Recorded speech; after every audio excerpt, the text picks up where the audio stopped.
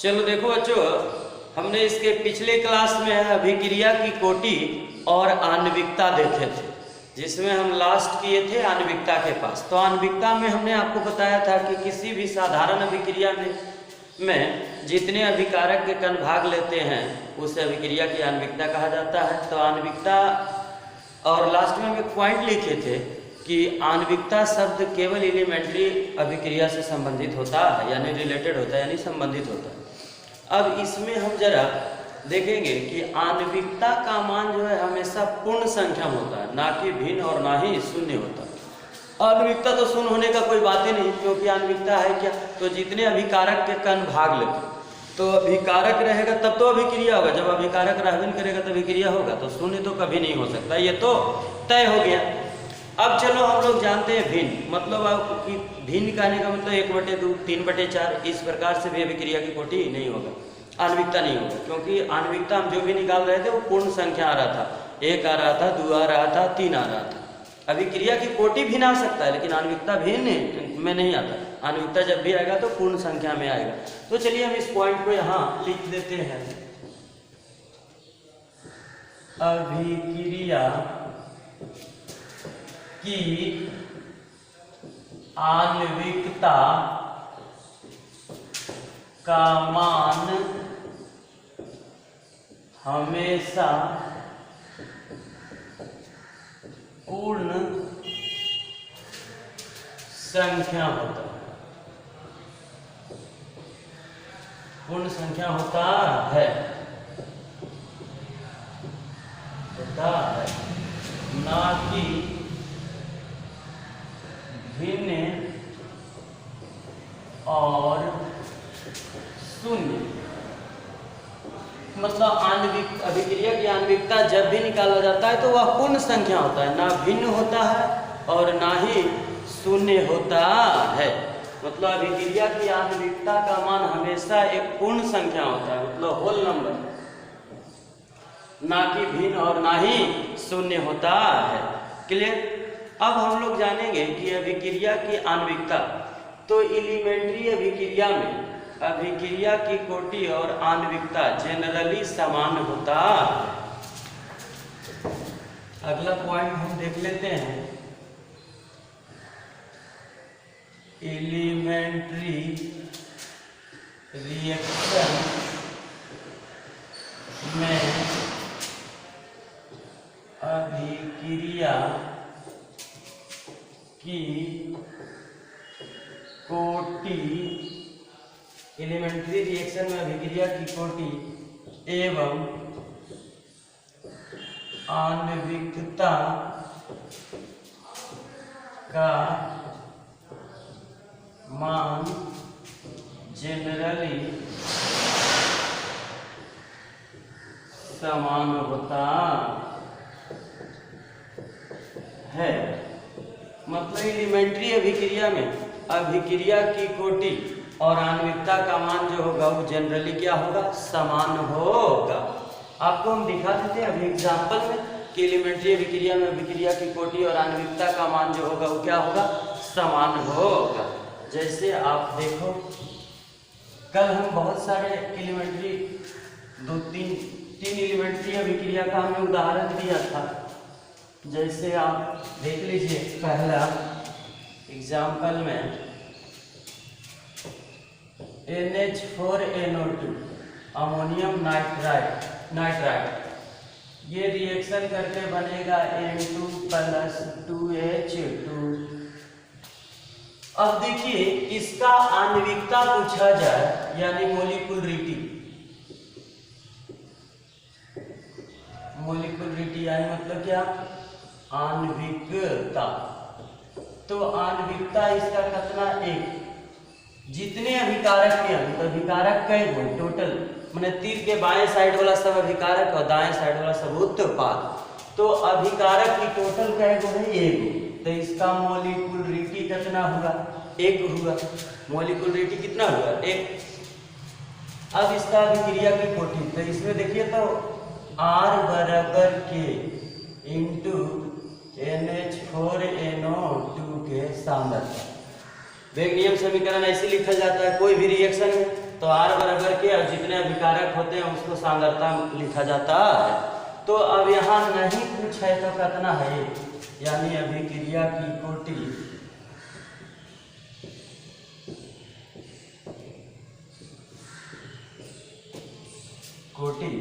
भी कितना आया ये, तो देख लीजिए, तो आणविकता भी एक और अभिक्रिया की कोटि भी एक।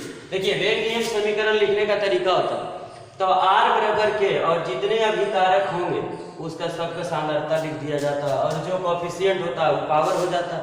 तो इसका कॉफिशिएंट कुछ नहीं है, तो नहीं कुछ तो एक है ना, तो अब इसका अभिक्रिया की कोटि भी कितना आ गया, एक। तो देख लीजिए आणविकता भी एक और अभिक्रिया की कोटि भी एक। फिर से आप सुनिए, अमोनियम नाइट्राइड जो भी हुआ रिएक्शन से हमको अभी कोई मतलब नहीं, हम देखना चाहते हैं मोलिकुलरिटी। तो मोलिकुलरिटी हम पहले पढ़ाए थे कि किसी भी एलिमेंट्री अभिक्रिया में जितने अभिकारक के कण भाग लेते हैं तो टोटल अभिकारक के कण कितना है, एक। तो आणविकता कितना हुआ, एक। अब इसकी अभिक्रिया की कोटि निकालना है। तो अभिक्रिया की कोटि को हमने डिफाइन किया था कि दिए गए वेग नियम समीकरण में अभिकारक की सांद्रता पर उत्पन्न घात के योगफल को अभिक्रिया की कोटि कहा जाता है। तो चलिए अब इधर आप ध्यान दीजिएगा, यहाँ जो है R बराबर के और जो भी दिया है आणविकता ये है तो उसके सांद्रता लिख दी। अब यहाँ से फाइंड कर लिया अभिक्रिया की कोटि कितना आ गया, एक आ गया। तो चलिए मतलब हम लोग समझ गए कि आणविकता और अभिक्रिया की कोटि दोनों क्या है, समान। जैसे अब देख लीजिए दूसरा एग्जाम्पल भी हम आपको लिए थे, यहाँ H2 प्लस I2 बनाए थे 2HI। अब इसका मोलिकुलरिटी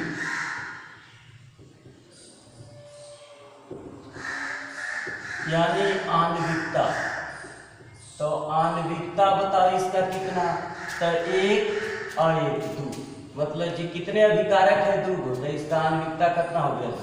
अब चलिए इसकी अभिक्रिया की कोटि हम लोग जानते हैं, तो R बराबर के और जो अभिकारक में होगा उसका सांद्रता यानी H2 के सांद्रता इंटू I2 के सांद्रता, यही हो गया वेग नियम समीकरण। मतलब कोई भी रिएक्शन अगर हमको दिया हुआ हो उसका वेग नियम समीकरण हम लोग आसानी से लिख लेते हैं। मतलब जो अभिकारक में रहे तो R बराबर के और जो अभिकारक में है उसके सांद्रता लिख देंगे। अगर उसमें कॉफिशिएंट होता तो उसका पावर होता, लेकिन इस सब का कॉफिशिएंट कुछ नहीं है, नहीं कुछ नहीं एक है, तो उसको पावर देने की जरूरत नहीं।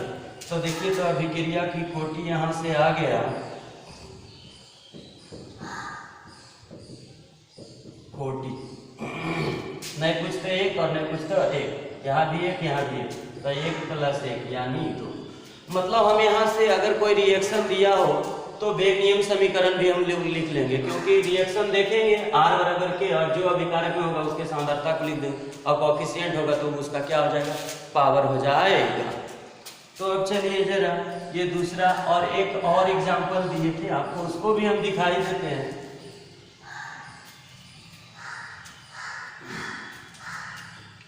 नेक्स्ट एग्जाम्पल था NO प्लस Cl2 बनाया था 2NO-Cl, बैलेंस करना है तो बैलेंस। अब इसकी आणविकता देखिए आप लोग, 2 1 3। अब इसकी अभिक्रिया की दर, अभिक्रिया कोटि, तो वेग नियम समीकरण के NO2 के सांद्रता पर पावर 2, क्योंकि इसका कॉफिशिएंट 2 है तो पावर हो गया, और ये क्या है Cl2। जो गुणक होता है वो पावर होता है, एकर गुणक 2 था पावर 2, एकर गुणक कुछ नहीं थे, तो ऐसे। अब यहाँ से अभिक्रिया की कोटि हम लोग निकाल लेंगे।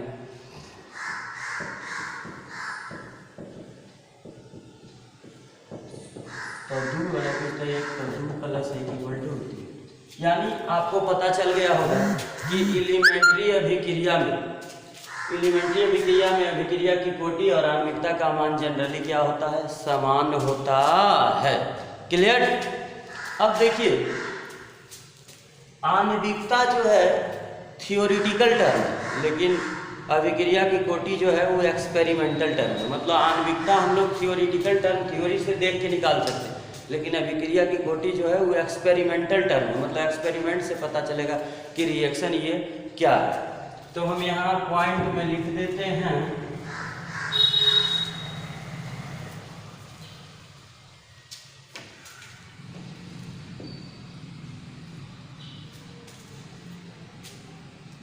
आणविकता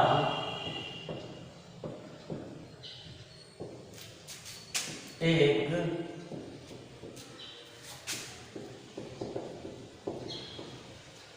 टिकल टर्म मतलब पद। आणविकता एक थ्योरेटिकल टर्म है जबकि अभिक्रिया की कोटि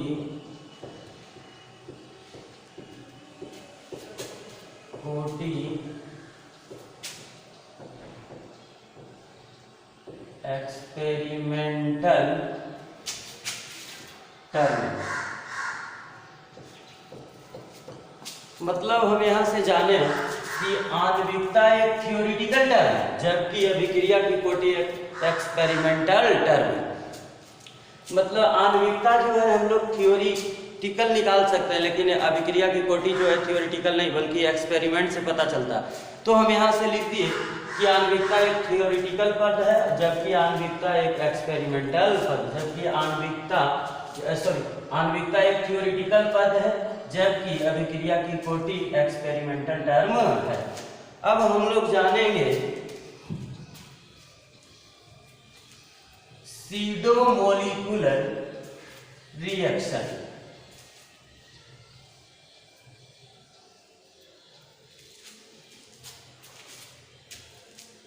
अब हम लोग जानेंगे सीडो मोलिकुलर रिएक्शन, या इससे पहले एक टर्म हम लोग देख लेते हैं। यदि एलिमेंट्री अभिक्रिया में जो अभिकारक एक्सेस अमाउंट में होता है उसकी अभिक्रिया की कोटि शून्य लिया जाता है। कहने का मतलब हुआ कि किसी भी एलिमेंट्री अभिक्रिया में जो अभिकारक अधिक मात्रा में होता है उसकी अभिक्रिया की कोटि शून्य लिया जाता है। अधिक मतलब कितना है कोई फिक्स नहीं है, इसलिए उसका अभिक्रिया की कोटि कितना लिया जाता है, शून्य लिया जाता है। तो देखिए किसी भी एलिमेंट्री रिएक्शन में जो अभिकारक अधिक मात्रा में उपस्थित होता है उसका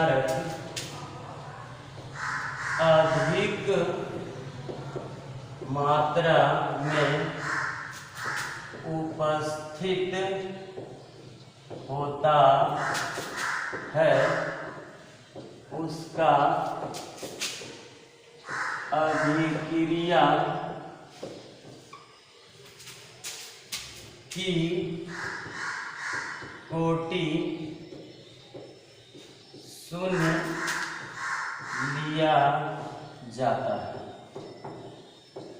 ध्यान दीजिएगा, अभी हम इसके पहले लिख दिए हैं कि मोलिकुलरिटी एक थियोरेटिकल टर्म है जबकि अभिक्रिया की कोटि एक एक्सपेरिमेंटल टर्म है। तो हम देखिए यहाँ से लिखे हैं कि किसी भी एलिमेंट्री रिएक्शन में जो अभिकारक अधिक मात्रा में उपस्थित होता है उसका अभिक्रिया की कोटि शून्य लिया जाता है।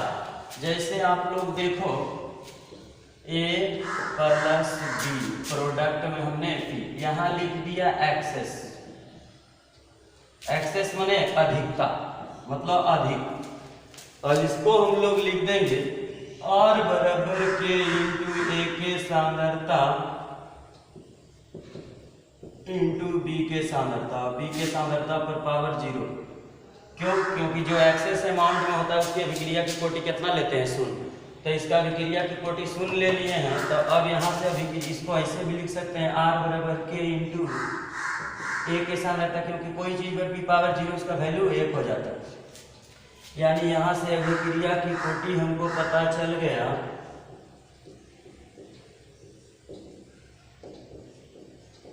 कोटि 1, क्योंकि 1 में 0 जोड़ेंगे भी तो 1 आएगा।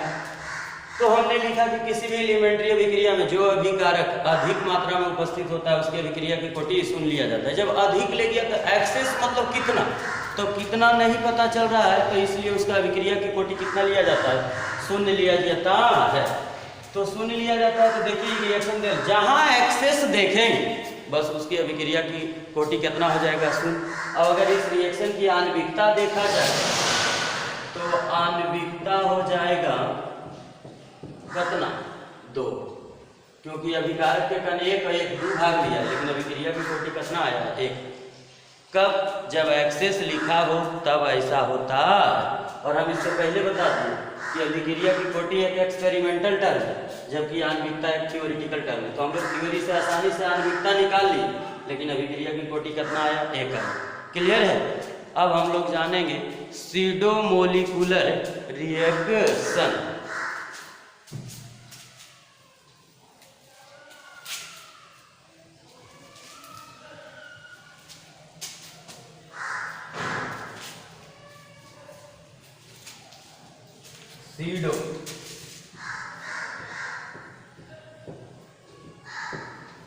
SIDO molecular reaction.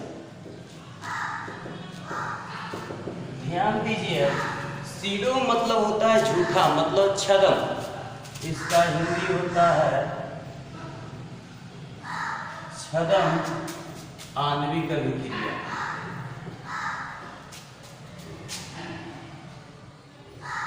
अभिक्रिया सीडो का मतलब होता है छद्म, मतलब झूठा, और मोलिकुलर मतलब आणविक अभिक्रिया। तो सीडो मोलिकुलर रिएक्शन क्या है? तो वैसा एलिमेंट्री अभिक्रिया जिसमें अभिक्रिया की कोटि एवं आणविकता समान नहीं होता है, उसे क्या कहा जाता है? छद्म आणविक अभिक्रिया कहा जाता है। वैसा एलिमेंट्री अभिक्रिया जिसमें अभिक्रिया की कोटि एवं आणविकता समान नहीं होता, उससे छद्म आणविक अभिक्रिया कहा जाता है। देखिए, वैसा एलिमेंट्री अभिक्रिया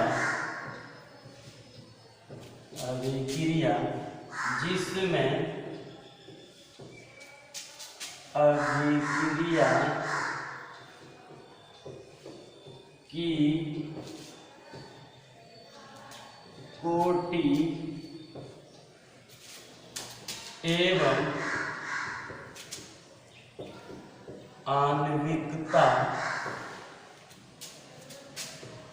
एवं आणविकता समान नहीं होता है,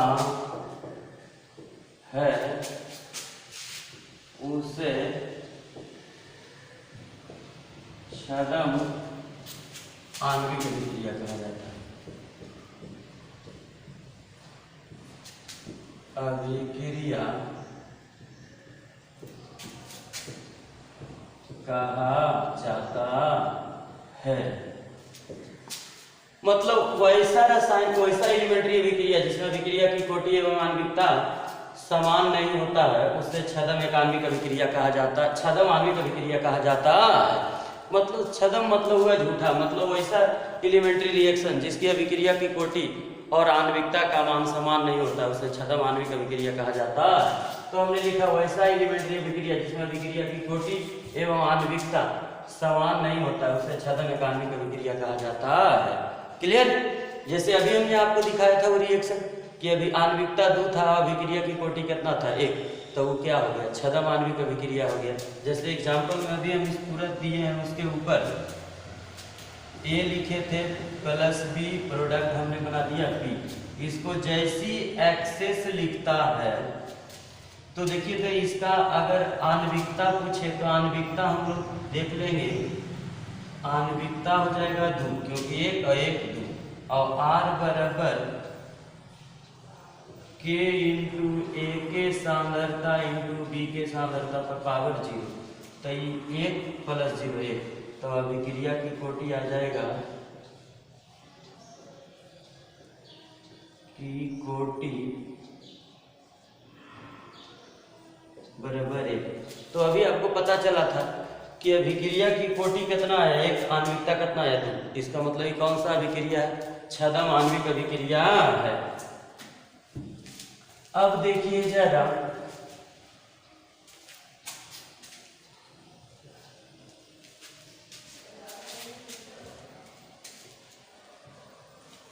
सीडो यूनिमोलिकुलर रिएक्शन। सीडो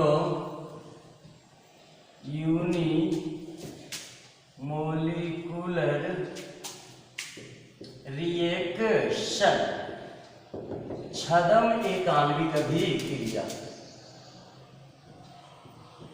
छद्म एक आणविक अभिक्रिया। तो छद्म एक आणविक अभिक्रिया क्या है जरा सुनिए। तो वैसा एलिमेंट्री अभिक्रिया जिसमें अभिक्रिया की कोटि एक तथा आणविकता एक से अधिक होता है उसे क्या कहा जाता है? छद्म एक आणविक अभिक्रिया कहा जाता है। वैसा एलिमेंट्री अभिक्रिया जिसमें अभिक्रिया की कोटि एक और आणविकता एक से अधिक होता है उसे छद्म एक आणविक अभिक्रिया कहा जाता है। वैसा एलिमेंट्री अभिक्रिया, वैसा एलिमेंट्री अभिक्रिया जिसके अभिक्रिया की कोटि एक होता है तथा आणविकता एक से अधिक होता है उसे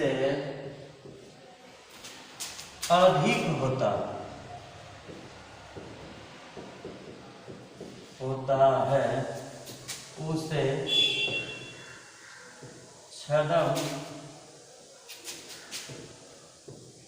एक आणविक अभिक्रिया कहा जाता है।